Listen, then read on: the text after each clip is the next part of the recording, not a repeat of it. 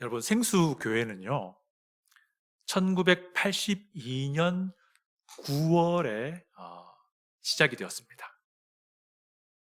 처음 시작될 때 교회 이름은요, 알칸소 한인교회였습니다. Korean Church of Arkansas 였고요. 여러분 잘 아시다시피 노스리틀락에 있는 파크힐 베프티스트 처치에서 모이기 시작했습니다. 우리 교회가 알칸사의 첫 번째 한인 교회인 것도 잘 아시지요? 예. 그리고 그 다음 해 83년에 처음으로 목사님을 청빙을 합니다. 그리고는 85년 4월까지 세 분의 목사님이 사역을 했습니다. 그리고는 85년 10월에 이상기 목사님이란 분이 청빙이 되었고요. 그리고는 90년 1월에 교회 이름 바꿉니다. 알칸소 한인 침례교회로 이름을 바꿉니다. 그러면서 알칸사 남침례회 주총회에 가입하고요. 그리고 그해 4월에 우리 이상기 목사님이 파크힐 베프티스트 처치에서 남침례회의 목사로 다시 안수를 받습니다. 그러면서 우리 알칸소 한인 침례교회가 침례교회의 정체성을 분명하게 갖기 시작합니다. 그래서 우리가 이상기 목사님을 우리 교회의 일대 목사님으로 기억을 하는 겁니다. 그리고 이제 이상기 목사님이요, 94년 1월에 사임을 하시게 되고요.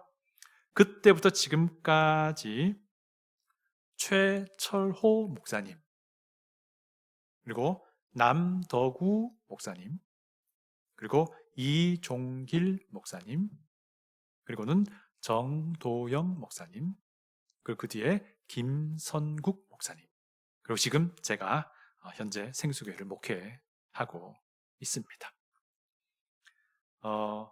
94년부터 쭉 따져보면요, 32년 동안 6명의 목사님들이 목회를 이제 한 거예요. 그러니까 우리 교회는 적지 않은 수의 목사님들이 거쳐가면서 목회의 리더십이 바뀌는 것을 자주 경험한 교회라고 할 수 있어요. 예. 자, 그런데 새로운 목사님이 부임을 하면 전에 교회를 떠났던 사람들이 다시 교회로 돌아오는 일이 흔하게 있습니다. 어느 교회도 마찬가지거든요. 자, 그런데 이제 이런 분들 중에 소수 일부는 과거에 교회에서 문제를 만들었던 분도 있어요. 이제 교회에서 만약에 어떤 문제가 발생하면요, 마땅히 담임 목사님이 개입을 하게 되고요. 그 문제를 이제 해결해 가게 됩니다.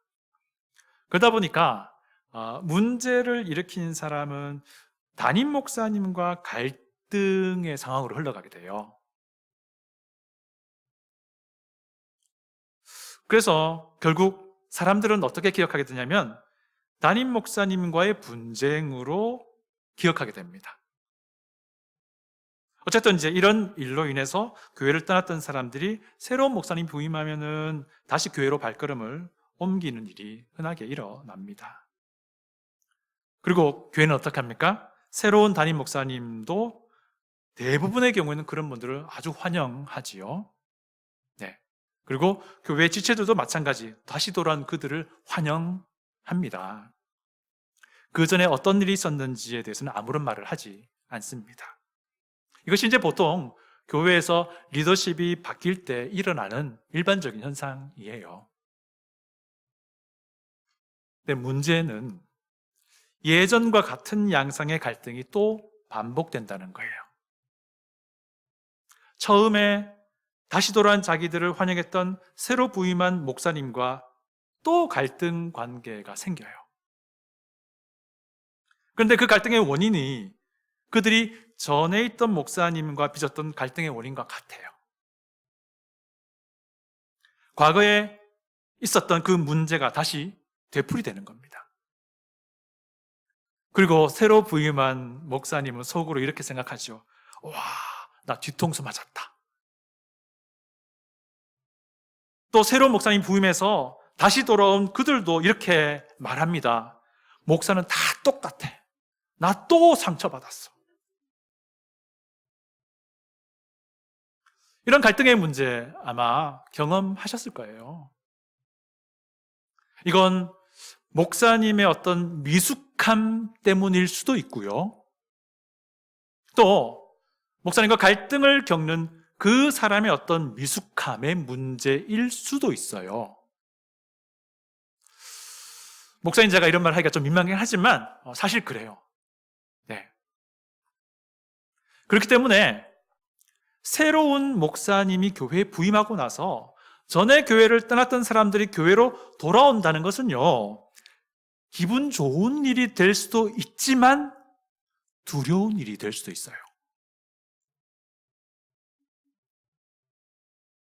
어떻게 하느냐에 따라서 그것이 기회가 될 수도 있지만 화를 자초하는 것이 될 수도 있다는 거예요. 어떻게 해야 됩니까?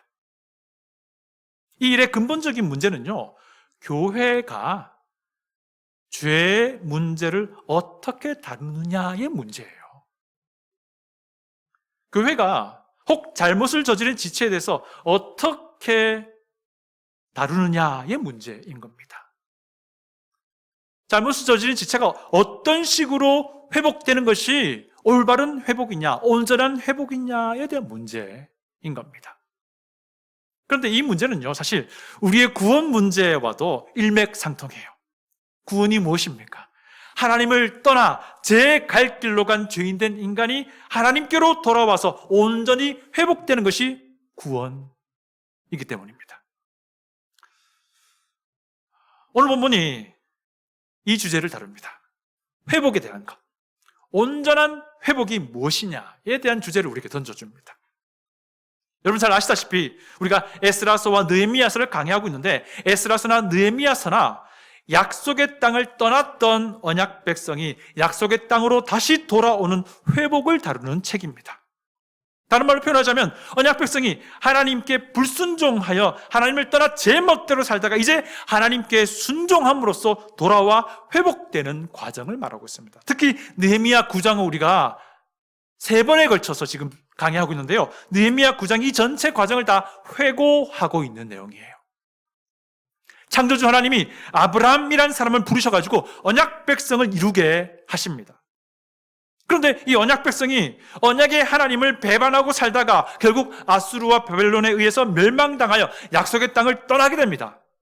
그리고 지금 다시 돌아온 것에 대해서 언약 백성이 회상하는 내용이 9장입니다. 그런데 살펴보니까 그들이 단순히 회상하면서 끝나지 않습니다. 원래의 모습으로 회복되기를 바라는 그 열망이 여기에 담겨 있습니다.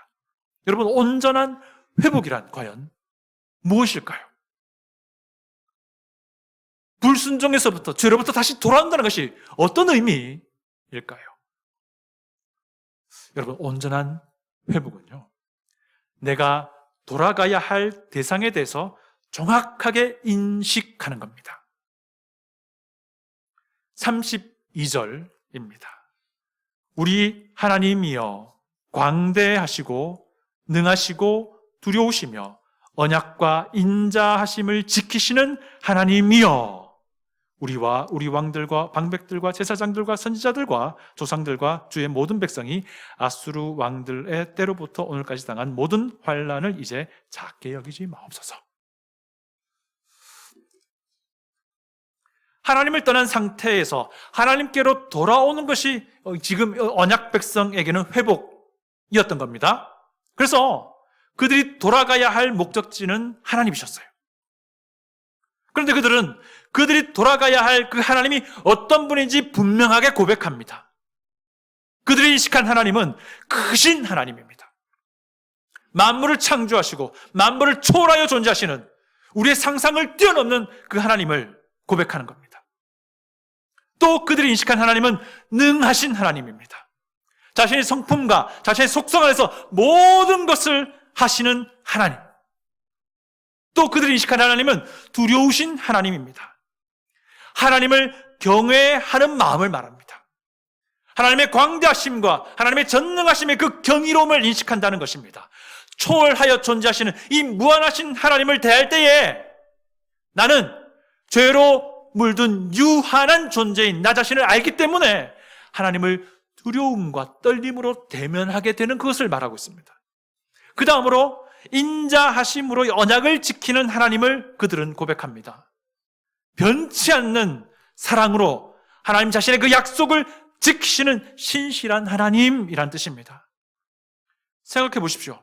언약 백성이 예루살렘으로 돌아왔다는 것은 단지 장소 이동의 차원이 아닙니다. 그들이 과거에 배반했던 하나님께로, 그들이 떠나버렸던 하나님께로 돌아온다는 뜻입니다.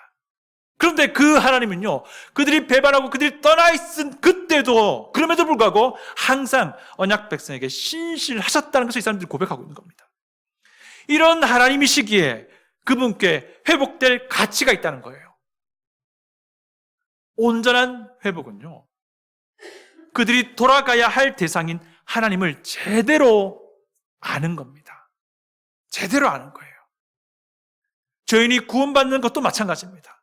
창조주 하나님, 위대하신 하나님, 만물을 초월하여 존재하시는 거룩한 하나님, 전능하신 하나님, 경외받기에 합당한 하나님, 그리고 자신의 약속을 신실하게 지키시는 하나님, 바로 이런 하나님을 죄인들이 멀리 떠나 있었던 겁니다. 그리고 이 하나님이 그런 나를 회복시키기 위해서 예비해 놓으신 구원의 길 예수 그리스도, 그분에 대해서 제대로 아는 겁니다.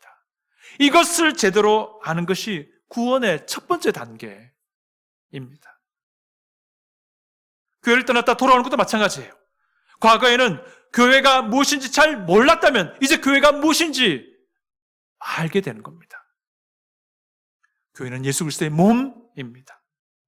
교회는 하나님이요, 창세 전부터 계획하신 하나님의 백성을 위해 구별된 거룩한 모임입니다. 교회는 예수께서 머리 되신 모임입니다. 예수님의 주인이라는 겁니다. 교회는 예수 그리스도의 공의로우심과 긍휼하심이 무엇인지 이 세상에 널리 알리도록 특별히 부름받은 모임입니다. 그래서 교회는 그리스도 안에서 한 몸됨입니다. 그래서 예수님을 구주로 믿는 이들이 교회의 지체가 되어서 이 한 몸됨을 힘써 지켜나가고자 하는 것입니다. 이것을 제대로 아는 것이 교회로의 회복의 첫 번째 단계가 되는 겁니다.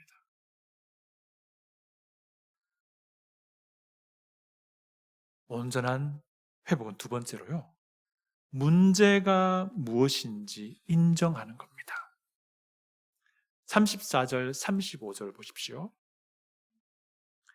우리 왕들과 방백들과 제사장들과 조상들이 주의 율법을 지키지 아니하며 주의 명령과 주께서 그들에게 경계하신 말씀을 순종하지 아니하고 그들이 그 나라와 주께서 그들에게 베푸신 큰 복과 자기 앞에 주신 넓고 기름진 땅을 누리면서도 주를 섬기지 아니하며 악행을 그치지 아니하였으므로. 예루살렘으로 돌아온 언약 백성은요, 그들이 하나님께 어떤 죄를 지었는지를 분명하게 밝힙니다. 하나님이 그들과 맺은 약속에 따라서 신실하게 그들을 가나안 땅으로 인도하셨고 그들로 하여금 그곳에서 왕국을 이루게 하셨는데, 그리고 그들의 필요를 채워주셨는데 그들은 하나님의 말씀 지키지 않고 순종하지 않았다는 겁니다. 유일하신 창조자 하나님을 섬기지 않았다는 겁니다. 하나님이 금하신 것을 그들이 저질렀다는 겁니다. 예루살렘으로 돌아온 언약 백성은요, 그들이 과거에 무엇을 잘못한 것인지 분명하게 자백합니다. 왜 그렇습니까? 그들의 회복은요, 예루살렘이라는 장소로의 회복이 아니었던 겁니다. 그들의 회복은 그들이 범죄하여 그들이 해를 끼친 하나님께로의 회복이었기 때문입니다. 그래서 그들이 하나님께 어떤 잘못을 저질렀는지에 대해서 분명한 인식을 가지게 되는 겁니다. 그들의 회복은 장소만의 회복이 아니라 하나님과의 관계의 회복이었던 거예요. 그래서 그 관계를 가로막는 그들의 죄 문제가 언급되는 겁니다. 무엇보다도 그들 자신이 그 죄 문제를 인식하고 인정하는 것이 우선순위가 되어 있었던 겁니다. 이렇게 함으로써 하나님의 정의가, 하나님의 기준이 그들 가운데 세워지게 되는 것이었습니다. 여러분, 우리의 구원 문제도 마찬가지예요. 우리가 왜 구원받아야 하는 존재인지에 대한 인식인 겁니다. 언약 백성들처럼요, 우리는 창조주 하나님 떠나버렸습니다. 우리의 진정한 주인이신 하나님을 떠나서 내 멋대로 살아간 죄된 존재였던 거예요. 그래서 아는 겁니다. 이제는 하나님 없이 지냈던 모든 시간이 죄된 삶이었구나, 하나님의 말씀 없이 살았던 모든 시간이 악한 삶이었구나를 아는 겁니다. 이것을 인정하는 것이 우리 삶의 주인이신 하나님과의 관계 회복의 첫 번째 단계가 되는 것입니다. 교회로 돌아오는 회복도 마찬가지입니다. 교회를 떠나게 되었던 문제가 무엇이었는지 분명하게 알아야 하고 인정해야 됩니다. 혹 교회를 떠나게 되었던 그 이유가 그의 죄된 본성에 따른 것이었다면 그것을 자백해야 되는 거예요. 그리고 돌이키고자 해야 되는 마음이 있어야 됩니다. 교회를 떠나게 됐던 이유가 하나님의 말씀에 대한 불순종의 결과였다면 그것을 인정해야 하는 것입니다. 그리고 그것으로부터 돌이키도록 해야 되는 거예요. 이것이 온전한 회복을 위한 과정에서 분명하게 있어야 하는 것입니다. 여러분, 다시 돌아왔다고 해서 마냥 좋아하고 끝낼 문제가 아닌 거예요. 만약에 그렇게 되면요, 이것은 회복이 아니라 또 다른 화를 자초하는 것이 될 수 있다는 거예요. 무엇이 잘못이었고, 무엇이 불순종이었고, 무엇이 교만이었는지를 분명하게 인식하고 인정해야 하는 것입니다. 그래야지 온전한 회복이 이루어질 수 있는 것입니다.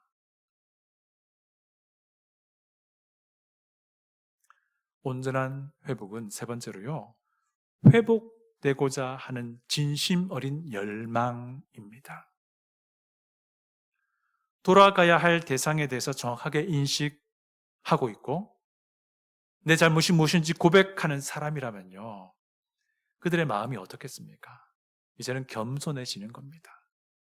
그리고 진심으로 회복되고자 하는 마음이 생겨나게 될 겁니다.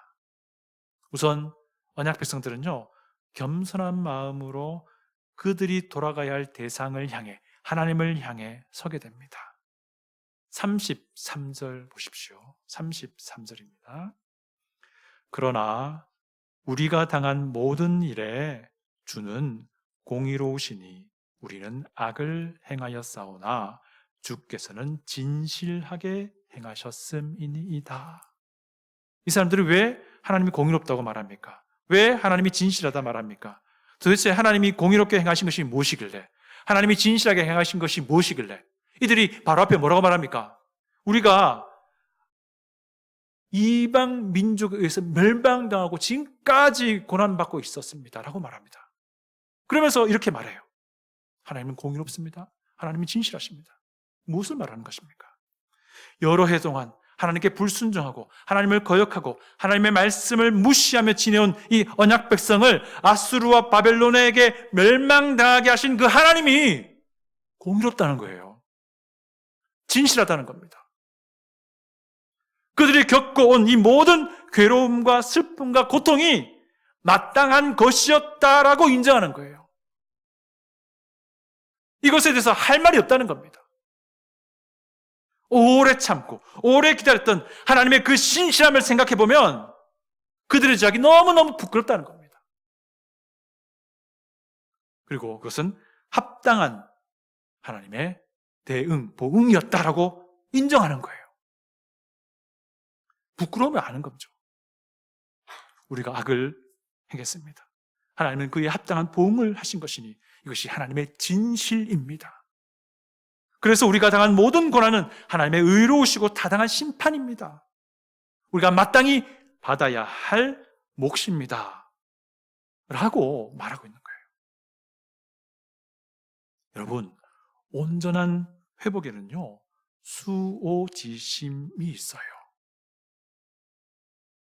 온전한 회복에는요, 하나님의 말씀에 따른 응분의 대가가 마땅합니다라고 인정하는 인정함이 있습니다. 온전한 회복에는요, 겸손하게 하나님의 공의로우심과 하나님의 진실하심을 인정하는 인정함이 있는 겁니다. 그런데 이 사람들 여기서 그치지 않죠. 대가를 받아야 함이 마땅하지만 그럼에도 불구하고 하나님께 용서를 구하고 회복되기를 갈구하는 마음이 이어집니다. 36절, 37절을 보십시오. 36절, 37절입니다. 우리가 오늘날 종이 되었는데 곧 주께서 우리 조상들에게 주사 그것의 열매를 먹고 그것의 아름다운 소산을 누리게 하신 땅에서 우리가 종이 되었나이다. 우리의 죄로 말미암아 주께서 우리 위에 세우신 이방 왕들이 이 땅에 많은 소산을 얻고 그들이 우리의 몸과 가축을 임의로 관할하오니 우리의 곤란이 심하오니.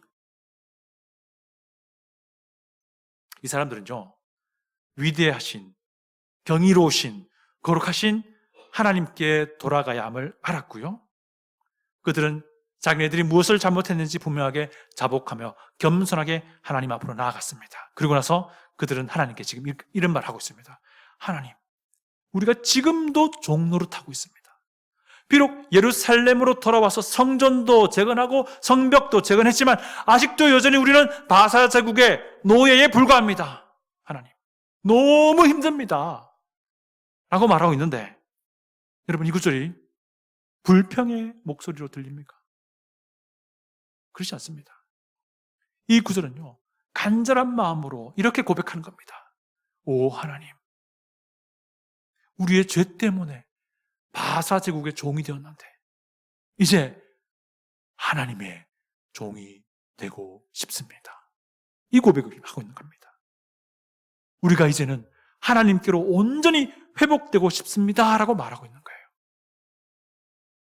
우리의 구원도 마찬가지입니다. 하나님이 어떤 분인지 알게 되었고요, 내가 죄인인 줄도 분명하게 인정합니다. 하나님이 죄악된 나를 당장이라도 영원히 심판한다 하더라도 아무 할 말이 없음도 압니다. 그러나 동시에 하나님께 이 죄를 용서받고 싶은 간절함이 생겨지는 거예요. 하나님께 용서를 구하자는 마음이 진심이 되는 겁니다. 그런 상황에서 하나님, 지금까지는 내가 주인 되어 살아왔습니다. 지금까지는 이 세상에 내가 좋아하는 것들이 내 인생의 주 되게끔 하며 살아왔습니다. 그런데 이제는 하나님께서 나의 주인 되어 살기 원합니다. 이제는 나를 위해 죽으셨다가 부활하신 예수 그리스도께서 내 인생의 주님 되시기를 원합니다 라고 말하는 것 아닙니까? 교회로 돌아오는 회복도 마찬가지입니다. 진심으로 회복되고자 하는 마음이 요구되는 거예요. 진심으로 주님의 몸된 교회의 신실한 지체로 회복되고자 하는 마음이 있어야 한다는 겁니다. 혹시 그들이 이전에 하나님의 말씀에 불순종하여 교회에서 문제를 만들었다면 회복은 교회를 다시 출석하는 것이 아니에요. 그들에게 온전한 회복이라 하면 과거의 문제에 대한 분명한 돌이킴의 열망입니다. 이런 회복에 대한 진심이 있을 때 온전한 회복이 이루어지게 되는 겁니다. 온전한 회복은 네 번째, 바른 길을 가겠다는 서약입니다. 이런 회복에 대한 진지한 열망이 있다면요, 자연스럽게 이제는 바른 길을 가겠습니다라는 마음의 선한 결단들이 있게 됩니다. 38절 보십시오. 38절입니다. 우리가 이 모든 일로 말미암아 이제 견고한 언약을 세워 기록하고 우리의 방백들과 레위 사람들과 제사장들이 다 인봉하나이다 하였느니라. 이제 이 언약 백성들이요, 하나님께 그들이 가야 할 길로 제대로 가겠습니다라는 약속을요 글로 씁니다. 그리고는 서명합니다. 사실 이건요 전혀 새로운 방법이 아닙니다. 하나님이 과거에 그들에게 하셨던 방법이에요. 하나님이 과거에 그들과 언약을 맺었습니다. 이것에 근거한 거예요. 그런데 하나님이 이 언약을 맺으시고 하나님이 신실하게 그들을 대하시고 계셨는데 그들은 과거에 맺었던 그 하나님과의 언약을 깨뜨리며 살아왔습니다. 그들은 이 언약을 마치 쓸모없는 종이 쪼가리마냥 여기며 살아왔습니다. 그러니 그들이 이제 이 언약의 내용을 다시금 기록하고 서명해서 이 언약을 신실하게 지키겠습니다라고 지금 결단하는 것입니다. 여러분, 이처럼 온전한 회복은요, 하나님의 말씀 안에서 그 말씀이 지시하는 방향으로 걷겠습니다라는 결단으로 이어지게끔 되어 있는 겁니다. 그래서 이 사람들은 지도자들이 대표해서 이 언약서를 쓰고 이 언약서에 서명을 한 거예요. 사람이 많으니까 다 할 수 없으니까. 여러분, 우리 구원도 마찬가지예요. 구원받아 예수 그리스도를 구주로 삼고 살아가는 삶이란 무엇입니까? 예수님께 내 모든 것을 온전히 맡기는 것입니다. 예수 그리스도를 구주로 믿는다는 것이 무슨 말입니까? 예수 그리스도께서 가신 그 길을 따라가겠습니다. 예수님이 이제 내 모든 것 되십니다. 내 주 되십니다. 이것이 온전한 구원입니다. 온전한 회복인 것이죠. 교회로 돌아오는 회복도 마찬가지입니다. 하나님의 말씀에 불순종했던 과거의 잘못에 대해서 분명히 돌이키고 이제 하나님의 말씀에 순종하기를 결단하는 것입니다. 약속하는 것입니다. 이것이 온전한 회복이에요. 교회로 돌아오는 이들도 이런 온전한 회복을 열망해야 되고요. 교회도 온전한 회복이 되도록 도울 수 있어야 됩니다. 이런 온전한 회복이 되도록 할 때에 교회는요, 그리스도 안에서 한 몸됨을 힘써 지켜나갈 수 있게 되는 것입니다. 여러분, 오늘 이 말씀의 가르침을 통해서 온전한 회복에 대한 이해가 우리 가운데 바로 세워지기 원합니다. 여러분, 온전한 회복은 돌아가야 할 대상에 대해서 분명하게 아는 것입니다. 온전한 회복은 죄에 대해서 분명하게 인식하고 자복하는 것입니다. 온전한 회복은 회복되고자 하는 열망입니다. 그리고 온전한 회복은 이제는 바른 길을 가겠다는 결단과 약속으로 이어지는 것입니다. 여러분, 우리 생수교회는 이 온전한 구원을 받은 이들이 모인 주님의 몸입니다. 혹 우리 중에 누구라도 주님이 가신 그 길에서 벗어나게 된다면요, 지체하지 말고 이런 온전한 회복을 갈구하는 우리 모두가 되길 바라요. 그리고 그들의 온전한 회복을 도울 줄 아는 그런 성숙함이 있는 생수교회가 되기를 축복합니다. 기도하겠습니다.